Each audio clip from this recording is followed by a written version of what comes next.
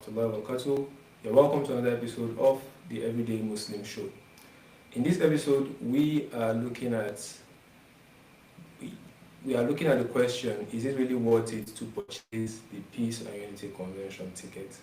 My straight answer to that is yes, it is.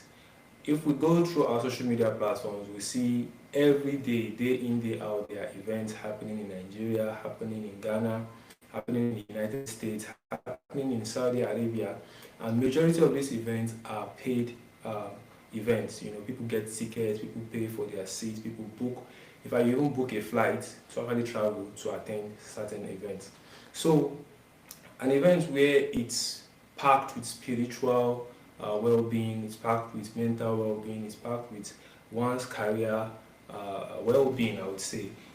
To me, it's worth it. And then it's not just coming from, yes, we value our national speakers, we value our national scholars, but then we have people who have traveled far and wide, we have people who have learned, we have people who their years of experience, on an international level is high. We have the likes of Mufti Menk, we have Yasser Qadi, we have Wahid Ibrahim, who is a mental health expert. People who are just good at what they do.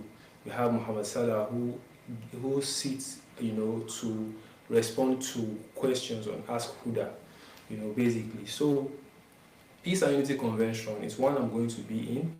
It's one I'm telling the general public, the audience listening to this right now, to get your ticket if you haven't, and try to be there. Some other things to add to this is the fact that if we look at other things or things we spend our money on, the things we spend our funds on, and you don't even tend to question yourself if it's worth it or not. I'm not. These things are even good. On the other hand, they are good stuffs, but they don't come at the price at which um, the ticket of 1Ummah is coming from. So now let me speak outside not being a volunteer of 1Ummah. Let me speak from a critical perspective. To be honest, Nigeria is the country is hard. People are going through hard times, and yes, I'm a Muslim. That's why we're on the Everyday Muslim Show. And as a Muslim, I would want to look at it that, yeah, but this is Islam, and things are supposed to be done fi sabilillah. Okay, so fi sabilillah, as in for the sake of Allah, it should be free. Nobody should pay. Nobody should just walk in and all that. Yes, this is where my thoughts take me to that. Somebody can just sponsor this event. Exactly, somebody can just sponsor this event, and if we get somebody, or I believe if 1Ummah gets somebody to sponsor the event, it would actually and surely be free. But then they have to do all the logistics. Attend to some of the technical issues and XYZ, and that is why I can say and speak on their behalf that yes, it completely cannot be free. But then let's still go back to it. Why can't it be free?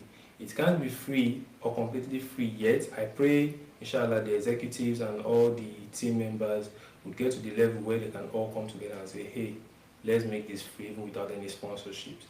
But then if sponsorships come in and, big Muslim philanthropists are going to say, hey, I'm going to take this on myself and, make this event one that the whole of National Stadium will be filled up to the brim, and we have these speakers coming. And mashallah, alhamdulillah. We ask Allah to bless us and make it easy for us.